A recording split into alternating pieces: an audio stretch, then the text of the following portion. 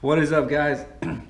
Manny B here with the Skinny Water Boys. So today, got a little something different for y'all. So unfortunately, I did not get the video cast to catch, and I was mad.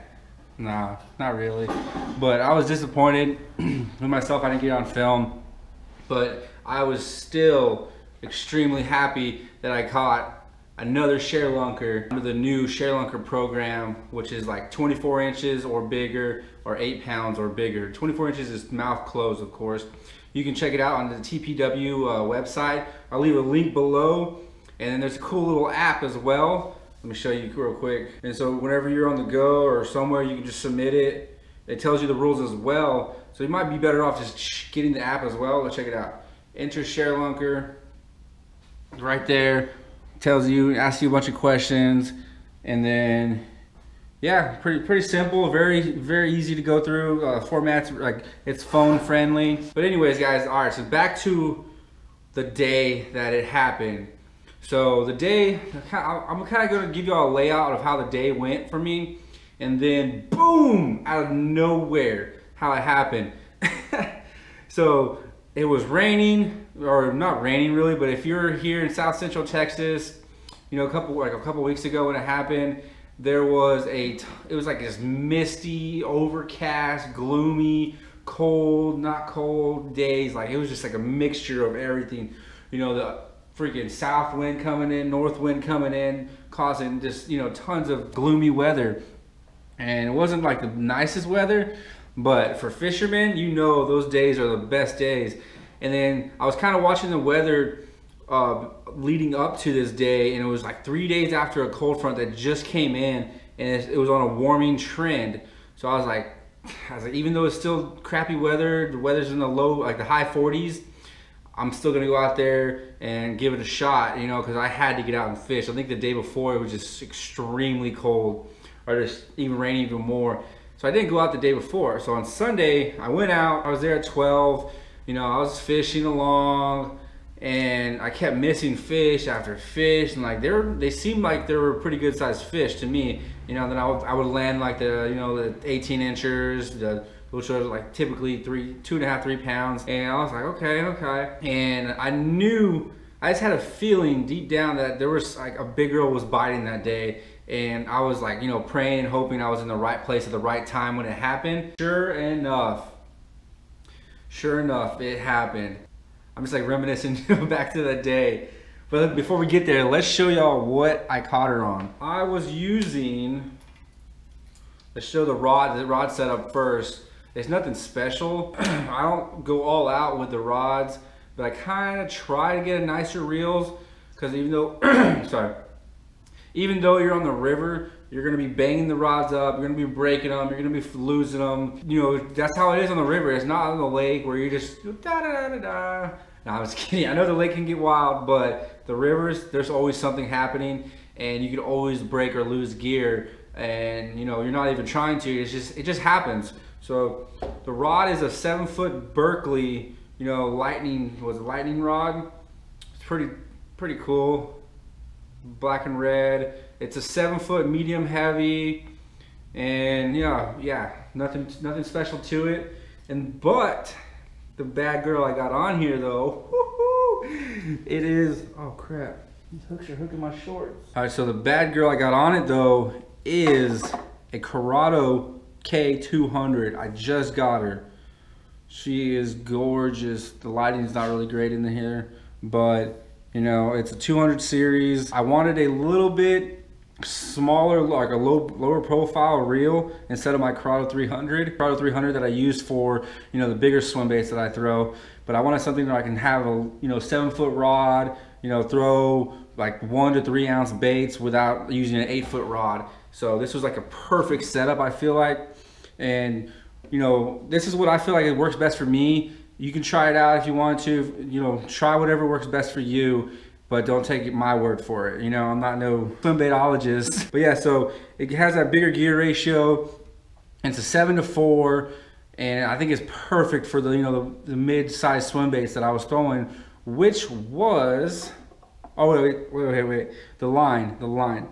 I'm throwing 50-pound Power Pro braid, And the reason why I'm throwing swim baits on braids, whatever, is because they're lighter. They're not throwing your 4+ ounce baits that are, if you get a bird's nest, see ya, see you later swim bait. No, I'm throwing, this is probably like a 1 and almost 2 ounces possibly. I was throwing the 7-inch matte lure hard shad, I think. Let me know in the comments below if I said this right. It's hard shad or strong shad. And my buddy, my good buddy Albert from iSnag TV, he was tearing up the fish on a, I think it's a 6-inch or the 5-inch one of these, same exact thing.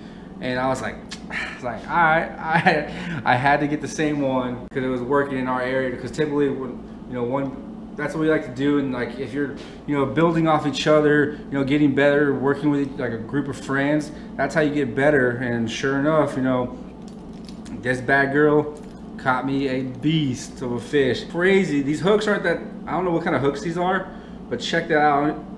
That's where the hook she was hooked on, the front hook, and it's a little bent out. Hopefully y'all can see that.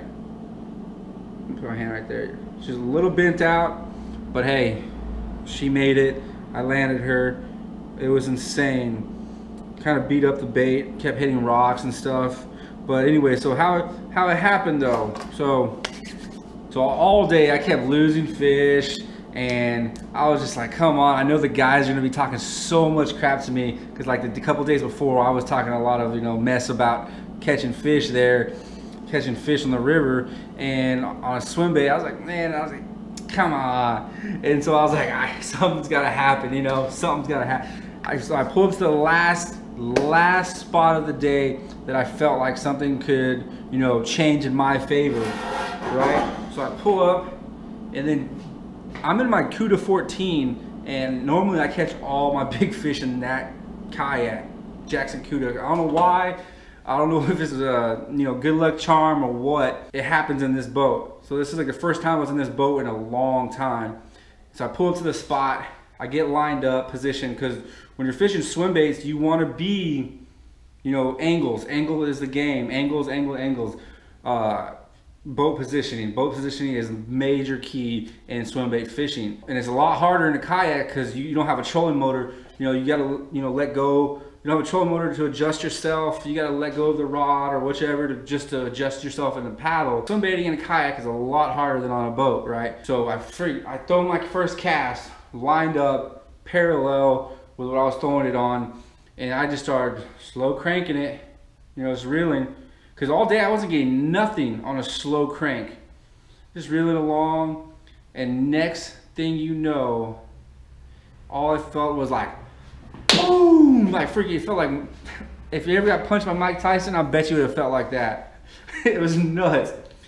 You saw this fish, this thing was just coming along, swimming, and then you just felt, boom, the whole rod shook, the line freaking was, poof. Everything just shook, and like I think I wasn't even looking. I was just like, just looking around, waiting for something to happen, I guess. And next, this fish hit it at such a high speed. I'm guessing it was like just came out of the water, just like a shark eating a seal on Shark Week or something. It was nuts, and I was just like, oh my gosh, and I was. I had to overcome the excitement, the nervousness of this giant fish, and it just, all I did was lean back into the hook set, because it's treble hooks. You don't want to set the crap out of the hook because you're gonna, rip it out of its mouth, right? So I just leaned back and set the hook, and that girl, once she came up and she went back down, she went straight down, and then started pulling me down river.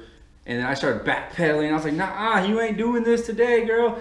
And then I loosened my drag, and then she was already peeling. Like I usually have my, my swim bait reel kind of locked almost all the way, but just enough where like a big fish like that can pull some line out. She was ripping line out. So I loosened it some more, and she started ripping more. Like it happens super fast when you're out, like it's like a boom, boom. It was probably at least 20 seconds or less that it happened.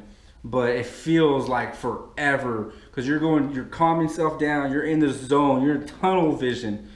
And like if you caught big fish, you know what I'm talking about. You're just like focused, you know, not worrying about what's going else around you. You're not like totally forgetting what's around you because you're on a river. You know, you never know what's around you, right? So you always gotta be paying attention. But at the time I was focused on this big girl, and then so I get her spun around and like perfect, like ready. Her head was like leaning towards me, and I was horsing there in, because on swim baits you want to horse them in. Do not give them an inch because they will take a mile, and all she would have been was a fish story. And so what happened was, so I bring her in, right? So like, check this out. So rod's in my left hand. I don't want to knock anything down. I don't know if I can do it. So rod's in my left hand. I sprung it out, and you want to have like about this much line, maybe, yeah, about this much line out when you're swinging a fish into a net, especially a big one. And you want it to go once, you'll have one shot because she could head shake and be gone, right? So as I was swinging her in like a pendulum, she swings in, you push away, swings in, right?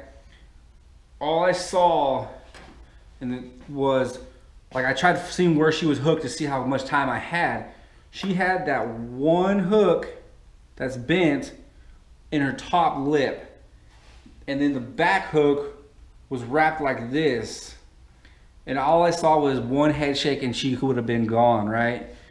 I get her up to the net, and I think she tried to do it or something. I don't know what happened. I just can't think of it right, what happened. But the swim bait hooks got hooked on the net, so she wasn't even in the net all the way, and I flop it on my lap.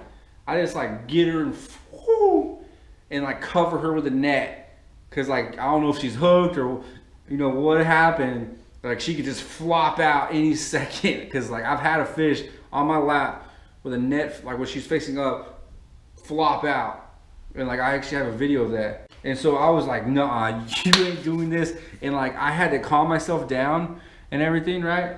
I had to calm myself down, you know, and like it didn't hit me yet how big this fish was because it was covered. I knew it was big, but I didn't know how big it was, because for a river monster, it was a river monster. That's all I gotta say. Calm down. I was like, I started to get the shakes. Like I got her. I was like, I can get excited now. I can, you know, show, you know, be excited. I can hoop and holler, do all that stuff. And sure enough, I started doing it, and I haven't had the shakes like that in a long time. And you know what I'm talking about whenever you've caught a big fish or done something exciting. While I'm paddling to the shore, I kind of uncover her on the net, and I was like, it might be 10. I was like, then I had to, you know, calm down, because like out of excitement, you just start throwing numbers. That's 20 pounds, you know? No. So I calmed down. I was like, nah. Like, I was like, it's a river fish. It's got to be in between 8 and 9. 8 and 9. I knew it. I know the way it looked, the eyeballs bulging out. I was like, she's not 10 yet. She's almost there, but she was close. She was close enough to 10. Maybe if I left the swim bait in her mouth while I waited, she might have been 10. But yeah, so I get there, I pull her out, and I was just like, oh my gosh. I was like, I just caught a 9-pounder. I was like, she's gotta be 9. I called my buddy, called Albert up, and I was just like, woo! I was hooping and hollering. He's like, what? I was like, bro, I just caught a Sharelunker. He's like, shut up, because we always do that. Like, we always call each other and just like try to, you know, just joke around, have some fun. Like, oh, I caught one. But he was like, he could tell through the excitement in my voice that I actually did catch one. Like, nah, and sure enough, he's like, throw it on the board. Let's go, baby. Come on, let's see it. And then I throw her on the board. And then like at first I was like, it's 26 inch. And like I was like, no.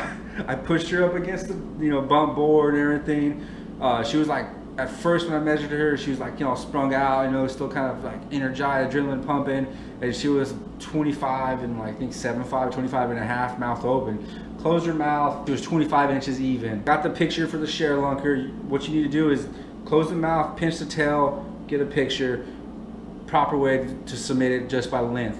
But if you want to get the weight, which was the next part we're coming to, so I'm like, dude, she is 25 inches. I was like, she's definitely 9 pounds. I was like, it's the fattest river fish I've ever caught. like I've ever caught. It's like super fat. I get the scale out, you know, zero it out, boom, hook her up. I was like, all I saw was like 1, 2, 3, 4, 5. It just kept skipping numbers, and then it teetered out at 9.4, like 9.43, and I was, you know, like this cartoon. I was like, oh my gosh. So I got the phone out, took a picture, you know, hold it out just far enough where you could see her tail hanging. There was no obstructions. I wasn't pulling it down or, you know, adding weight to it. Took the picture. You know, I was just like, oh my, got her back in the water. Got some more pictures that I'm gonna be dropping in the video for sure. You know, you're gonna definitely see it. Wait till the end because I have a little treat for y'all. The only footage that I actually got. So, hope y'all enjoy this little story time telling. Let me know in the comments below if you've caught a Sharelunker or what's your biggest bass. Put your PBs down below. Let's chat it up. We all love fish stories. So I hope y'all enjoy this video. And then I'll see y'all in the next episode with Manny B.